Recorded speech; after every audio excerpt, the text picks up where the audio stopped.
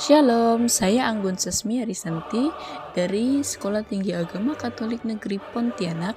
Saya ingin berkatekese mengenai peralatan liturgi. Liturgi merupakan unsur sentral dalam gereja Katolik. Liturgi sesungguhnya merupakan sekaligus karya Allah dan manusia. Karya manusia di sini bukan tambahan pada karya Allah, melainkan partisipasi atau keikut-ambilan bagian kita manusia dalam karya keselamatan Allah. Karena itulah kemudian liturgi dimaknai sebagai karya gereja yang adalah tubuh Kristus dan Kristus sebagai kepala. Yang dimaksudkan dengan peralatan liturgi di sini adalah semua barang yang dipakai untuk kegiatan peribadatan. Kegiatan liturgi yang pokok adalah upacara sakramen Ekaristi dan upacara penerimaan sakramen-sakramen yang lain. Alat-alat yang disebut di sini berhubungan dengan kegiatan peribadatan tersebut. Yang pertama, buku-buku Ekaristi. Buku-buku Ekaristi dipakai untuk memperlancar jalannya ibadat. Yang kedua ada lilin. Lilin adalah lambang kehangatan dan lambang Kristus sebagai cahaya atau terang dunia. Lilin juga melambangkan penghormatan dan kasih. Kita ibaratkan lilin yang membiarkan diri terbakar habis untuk Tuhan dan sesama kita. Lilin juga adalah lambang kehadiran Tuhan. Ketiga adalah piala. Piala adalah tempat minum yang terbuat dari emas atau sekurang-kurangnya bagian dalamnya dilapisi emas. Ke dalam piala inilah anggur dituangkan dan dicampuri air sedikit. Anggur tersebut akan menjadi darah Kristus saat konsekrasi. Keempat, purifikatorium.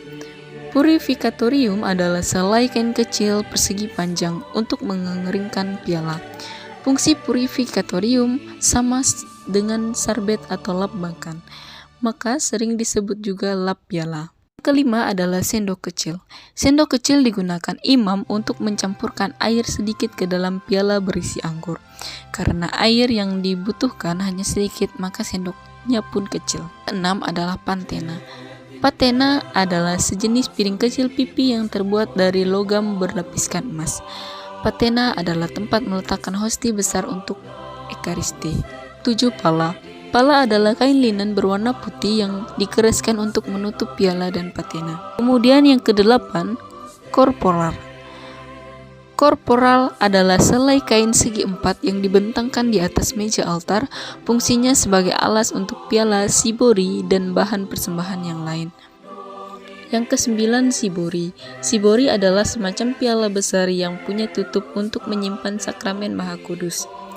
Imam atau petugas yang membagikan komuni menggunakan sibori ini. Yang ke-10, ampul. Ampul adalah sejenis cangkir kecil berisi air dan anggur. Ke-11, piksis. Piksis adalah wadah kecil yang terbuat dari logam dan bagian dalamnya berlapiskan emas.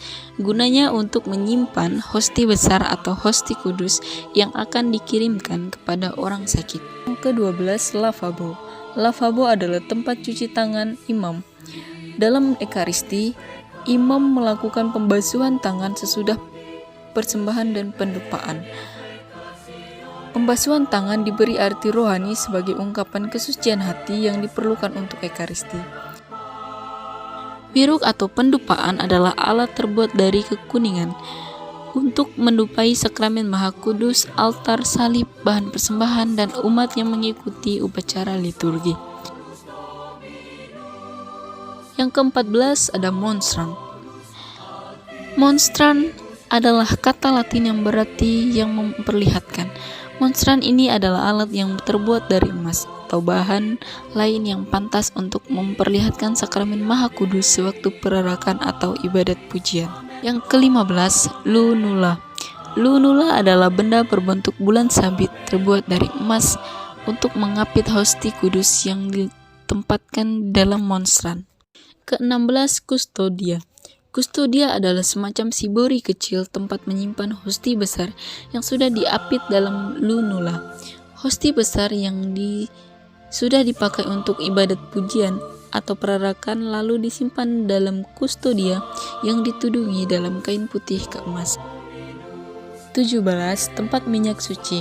Tempat minyak suci adalah sejenis kaleng untuk menyimpan minyak yang sudah diberkati, yang sewaktu-waktu bisa dipakai. Nah, inilah nama-nama peralatan liturgi. Semoga dengan pengenalan mengenai peralatan liturgi ini dapat bermanfaat bagi kita semua. Sekian dan terima kasih. Tuhan Yesus memberkati.